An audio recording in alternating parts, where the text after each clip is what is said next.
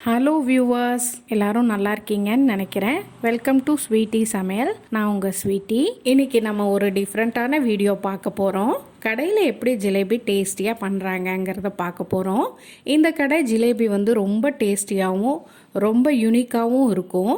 நான் இவங்கக்கிட்ட கேட்டு தாங்க ஜிலேபி செய்கிறதுக்கு வீட்டில் கற்றுக்கிட்டேன். வீட்டில் ஜிலேபி எப்படி டேஸ்டியாக பண்ணுறதுங்கிறதையும் நான் இந்த வீடியோவில் சொல்லியிருக்கேன். அளவையும் நான் டிஸ்கிரிப்ஷன் பாக்ஸில் கொடுத்துருக்கேங்க.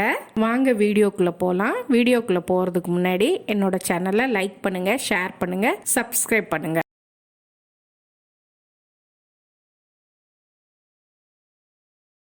இப்போ நம்ம வெள்ளை உளுந்து 100 கிராம், பச்சரிசி 25 கிராம், ரெண்டையும் அரை மணி நேரம் ஊற வச்சு மிக்சியில் அரைச்சிக்கலாம். பாதி அரைஞ்ச உடனே நம்ம ஃபுட் கலர் சேர்த்துக்கலாம். 2 பிஞ்ச் சேர்த்துனிங்கன்னா போதும். நம்ம கூடையே கார்ன்ஃப்ளவரையும் சேர்த்துக்கலாம். கார்ன்ஃப்ளவர் 100 கிராம் சேர்த்துக்கோங்க. அதையும் சேர்த்து நல்லா அரைச்சிருங்க. நல்லா பேஸ்டாட்டம் வெண்ணெய் மாதிரி இருக்கட்டும்.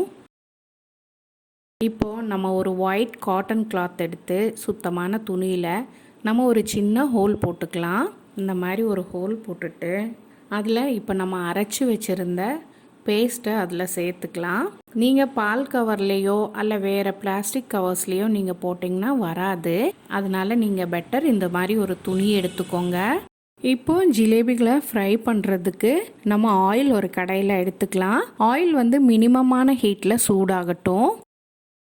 நீங்கள் ஆயில் சூடாகிறதுக்கு முன்னாடியே ஜீரா காய்ச்சி வச்சிருங்க. அதை எப்படி காய்ச்சணும்னா, 1/2 கிலோ சுகர் எடுத்து அதோடையே நம்ம 1/2 லிட்டர் தண்ணி நல்லா ஒரு பாகு பதத்துக்கு நம்ம காய்ச்சி வச்சுக்கணும்.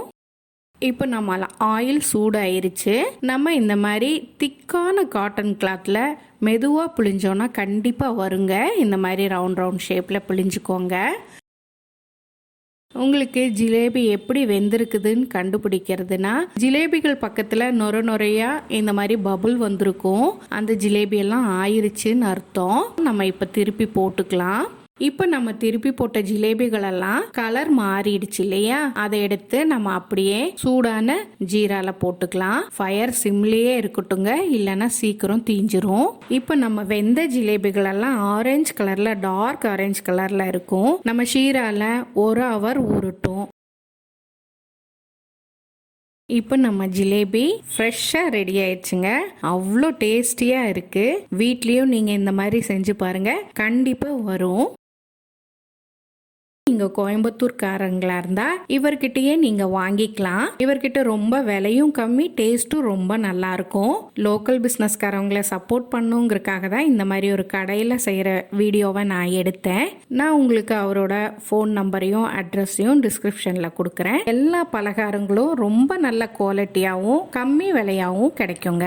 அடுத்த வீடியோவில் பார்க்கலாம். அது வரைக்கும் பாய்.